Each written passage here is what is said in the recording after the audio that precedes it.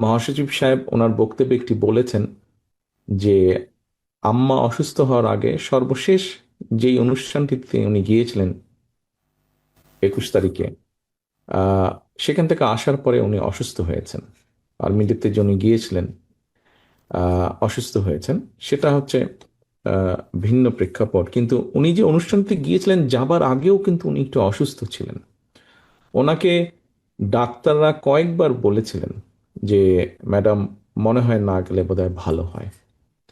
কিন্তু ওই অসুস্থ শরীরেও উনি ওনার মনের সর্বোচ্চ শক্তি, ওনার এই অসুস্থ শরীরের সর্বোচ্চ শক্তিকে এক করে ওই অনুষ্ঠানটিতে উনি গিয়েছিলেন।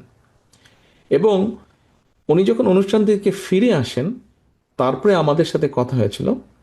ওনার সাথে আমার ছোট ভাইয়ের স্ত্রী, সেও অনুষ্ঠানটিতে ছিল, আম্মার সাথে গিয়েছিলেন।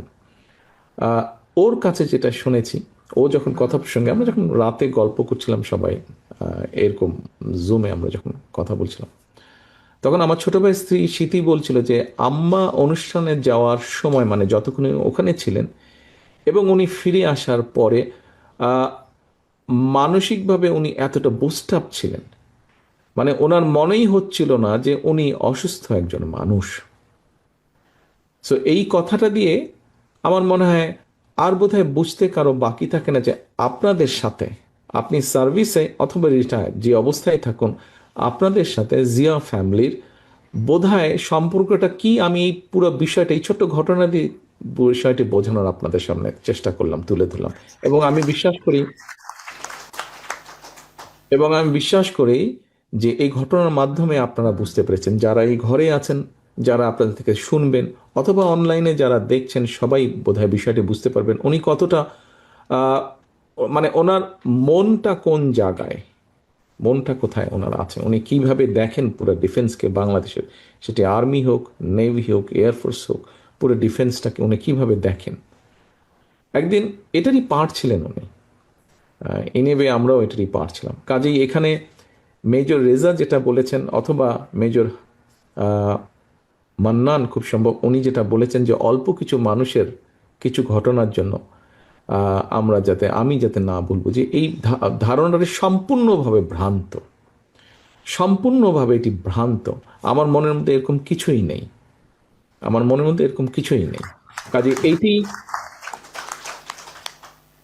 এটি দয়া করে আপনারা ভুল বুঝবেন না। আহ, শামসুজ্জামান সাহেব, লেফটেন্যান্ট কর্নেল শামসুজ্জামান সাহেব একটি কথা বলেছেন যে বিগত স্বৈরাচারের সময় যে রিক্রুটমেন্টগুলো হয়েছিল, সেখানে একটা বিএনপি, শহীদ জিয়া, খালেদা জিয়া সম্পর্কে নেগেটিভ পারসেপশন বা ন্যারেটিভ দেওয়ার চেষ্টা করা হয়েছিল।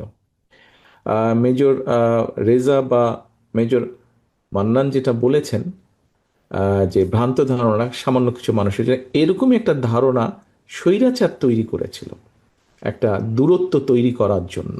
কাজে এটি আমাদের কনসেপ্ট না, আমাদের ধারণা, এটি সম্পূর্ণভাবে তাদের ছিল। আমার মনে হয় এই বিষয়টি বোধহয় আজকের পরে ক্লিয়ার হয়ে গেছে। আমি আমার পার্সোনাল একটি, আমাদের ব্যক্তিগত পারিবারিক একটি ঘটনা আপনাদের সাথে, আপনাদের সামনে তুলে ধরেছি। আমার মনে হয় এটার মাধ্যমে বোধহয় পুরো বিষয়টি ক্লিয়ার হয়ে গেছে।